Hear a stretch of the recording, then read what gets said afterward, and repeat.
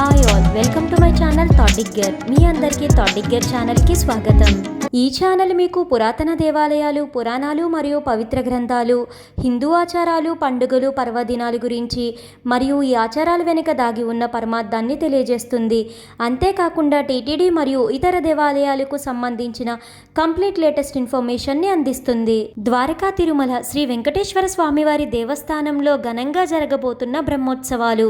ఈ బ్రహ్మోత్సవాలకు సంబంధించిన పూర్తి వివరాలను ఈ రోజు వీడియోలో తెలుసుకుందాము. ద్వారకా తిరుమల శ్రీ వెంకటేశ్వర స్వామివారి దేవస్థానం ఆంధ్రప్రదేశ్ రాష్ట్రం ఏలూరు డిస్ట్రిక్ట్లో ఉంది. ద్వారకా తిరుమల చిన్న తిరుపతిగా ప్రసిద్ధి చెందింది.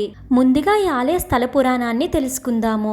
ద్వారకా తిరుమల క్షేత్రం శ్రీరాముని తండ్రి దశరథ మహారాజు కాలం నాటిదిగా భావిస్తారు. ద్వారకుడనే ఋషి ఘోర తపస్సు చేసి స్వామివారి పాదసేవను కోరారట. దాంతో శ్రీ వెంకటేశ్వర స్వామివారి పాదాలను మాత్రమే పూజించే భాగ్యం ఆయనకు మాత్రమే దక్కింది. అందుకే మనకు నేడు స్వామివారి పైభాగం మాత్రమే దర్శనమిస్తుంది. అయితే విశిష్టాద్వైత బోధకులైన శ్రీ రామానుజాచార్యుల వారు ఈ ద్వారకా తిరుమల క్షేత్రాన్ని దర్శించడానికి వచ్చినప్పుడు ఆయన శ్రీ స్వామివారి పాదపూజ చేసుకునే భాగ్యం కలిగించడానికి మరొక నిలువెత్తు విగ్రహాన్ని స్వయం వ్యక్త ధ్రువమూర్తికి వెనకవైపు పీఠంపై వైఖాన సాగమం ప్రకారం ప్రతిష్ఠించారని చెప్తారు. అందుకే స్వయంభుగా వెలిసిన అర్ధభాగం మాత్రమే దర్శనమిచ్చే శ్రీ వెంకటేశ్వర స్వామివారిని దర్శించుకోవడం వల్ల మోక్షం సిద్ధిస్తుందని, ఆ తర్వాత ప్రతిష్ఠింపబడిన పూర్తిగా కనిపించే శ్రీ వెంకటేశ్వర స్వామివారిని కొలవడం వలన ధర్మార్థ కామ పురుషార్థములు సమకూరుతాయని భక్తులు నమ్ముతారు. ఈ ఆలయానికి మరొక విశేషం ఉంది. ద్వారకుడు ఉత్తరాభిముఖుడై తపస్సు చేశారట. అయితే ఆ ముని తపస్సుకి మెచ్చిన శ్రీ వెంకటేశ్వర స్వామివారు దక్షిణాభిముఖుడై ఉన్నారట. అందుకనే ఈ ఆలయంలో మూల్ విరాటు దక్షిణాభిముఖంగా ఉండడం విశేషం. ఇలా శ్రీ వెంకటేశ్వర స్వామివారు దక్షిణాభిముఖంగా ఉన్న ఆలయాలు చాలా అరుదు. అలానే ఒకే విమాన శిఖరం క్రింద రెండు విగ్రహాలు ఉండడం కూడా మరొక విశేషం. ఒక విగ్రహం మనం చెప్పుకున్నట్లు సంపూర్ణమైనది అయితే రెండవది స్వయంభుగా వెలిసి అర్ధభాగం మాత్రమే కనిపించే శ్రీ వెంకటేశ్వర స్వామివారు. ఈ ఆలయానికి మరొక విశేషం కూడా ఉంది. ద్వారకా తిరుమలలో ఉన్న శ్రీ వెంకటేశ్వర స్వామివారికి అభిషేకం జరగదు. స్వామివారు కొలువైన అంతరాలయంలో ఒక బొట్టు నీటి చుక్క పడినా ఆలయం అంతటా స్వామివారి విగ్రహం క్రింద నుండి కొనిజులు అనే ఎర్రచీమలు బయటకు వస్తాయి. అలా వచ్చిన ఎర్రచీమలు స్వామివారి అంతరాలయం అంతటా వ్యాపిస్తాయి. ఎందుకంటే స్వామివారి స్వయంభు మూర్తి అర్ధభాగం ఇప్పటికీ పుట్టలోనే కప్పబడి ఉంది. ఏమాత్రం అక్కడ నీళ్లు వలిగినా ఆ పుట్టలోంచి ఎర్రచీమలు పెద్ద సంఖ్యలో బయటికి వస్తాయని, ఈ కారణంగా స్వామివారికి అభిషేకం చేయరు.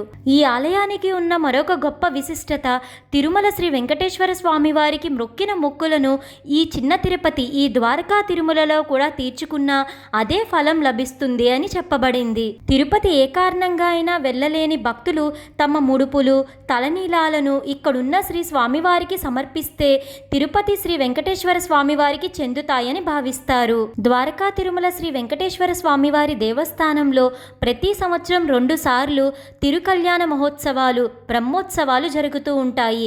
వైశాఖ మాసంలో, ఆశ్వయుజ మాసంలో జరుపుతూ ఉంటారు. ఇలా సంవత్సరానికి 2 సార్లు బ్రహ్మోత్సవాలు జరిపించడానికి ప్రధాన కారణం స్వయంభుగా వెలిసిన శ్రీ వెంకటేశ్వర స్వామివారు వైశాఖ మాసంలో దర్శనమిచ్చారని, సంపూర్ణ విగ్రహాన్ని ఆశ్వయుజంలో ప్రతిష్ఠించారని చెప్తారు. ఈ సాంప్రదాయాన్ని అనుసరించి ఈసారి ద్వారకా తిరుమలలో వైశాఖ తిరుకల్యాణ మహోత్సవం, స్వామివారి బ్రహ్మోత్సవాలు మే 18 శనివారం నుంచి మే 25 శనివారం వరకు అంగరంగ వైభవంగా నిర్వహిస్తున్నారు. మే 18 శనివారం రోజున శ్రీ వెంకటేశ్వర స్వామివారిని పెండ్లి కుమారుడుగా, అమ్మవార్లు శ్రీదేవి భూదేవిలను పెండ్లి కుమార్తెలుగా చేయడంతో ఈ బ్రహ్మోత్సవాలు మొదలవుతాయి. స్వామి అమ్మవార్ల ఉత్సవమూర్తులకు హారతులు పట్టి వేద మంత్రాలు, మంగళ వాయిద్యాలు నడుమ స్వామివారిని పెళ్లి కొడుకు, అమ్మవార్లను పెళ్లి కూతుర్లుగా ముస్తాబు చేస్తారు అర్చకులు. అదే రోజు బ్రహ్మోత్సవాల్లో మొదటి రోజు రాత్రి గజవాహనంపై స్వామివార్లను ఊరేగిస్తారు. మరుసటి రోజు మే 19న ధ్వజారోహణము, రాత్రి హంసవాహన సేవ అందుకుంటారు స్వామివారు. మే 20 సోమవారం ఉదయం 7 గంటలకు స్వామివారు సూర్యప్రభవాహనం వాహనం రాత్రి 7 గంటల సమయానికి చంద్రప్రభ వాహనంపై ఊరేగి భక్తులకు దర్శనమిస్తారు. మే 21 మంగళవారం ఉదయం స్వామివారు హనుమంత వాహన సేవను అందుకుంటారు. రాత్రి ఎదుర్కోలు మహోత్సవము మరియు శేషవాహన సేవను అందుకొని భక్తులకు దర్శనమిస్తారు. మే 22 బుధవారం రాత్రి స్వామి అమ్మవార్ల కళ్యాణ మహోత్సవాన్ని అంగరంగ వైభవంగా నిర్వహించనున్నారు. ఇదే రోజు స్వామివారు గరుడ వాహన సేవను అందుకొని భక్తులకు దర్శనమిస్తారు. మే 23 గురువారం రాత్రి రథోత్సవం కన్నుల పండుగగా జరగనుంది. ఆ తర్వాత మే 24, 25 తేదీలలో శ్రీచక్ర వార్యోత్సవం, ధ్వజావరోహణం, చూర్ణోత్సవం, వసంతోత్సవం, ద్వాదశ కోవెల ప్రదక్షిణాలు, శ్రీ పుష్ప యాగోత్సవంతో బ్రహ్మోత్సవాలను సమాప్తి చేస్తారు. ఈ బ్రహ్మోత్సవాల్లో ముఖ్యమైన ఘట్టాలు మే 18వ తేదీ స్వామి అమ్మవార్లు పెళ్లి కొడుకు పెళ్లి కుమార్తెలను చేయడం, మే 22వ తేదీ స్వామివారి తిరుకల్యాణ మహోత్సవము, మే 23వ తేదీ రాత్రి రథోత్సవము. ఇలా ద్వారకా తిరుమల చిన్న తిరుపతిలోని మే 18 నుంచి మే 25వ తేదీ వరకు అంగరంగ వైభవంగా శ్రీ వెంకటేశ్వర స్వామి వారికి బ్రహ్మోత్సవాలు జరగనున్నాయి. ఇప్పుడు మనం ద్వారకా తిరుమల శ్రీ వెంకటేశ్వర స్వామి వారి దేవస్థానానికి ఎలా చేరుకోవాలో తెలుసుకుందాము. విజయవాడ రాజమండ్రి మార్గంలో ఏలూరుకు 41 కిలోమీటర్ల దూరంలో ద్వారకా తిరుమల ఉంది. భీమడోలుకు 17 కిలోమీటర్ల దూరం, తాడేపల్లిగూడెంకు 47 కిలోమీటర్ల దూరంలో ఉంది.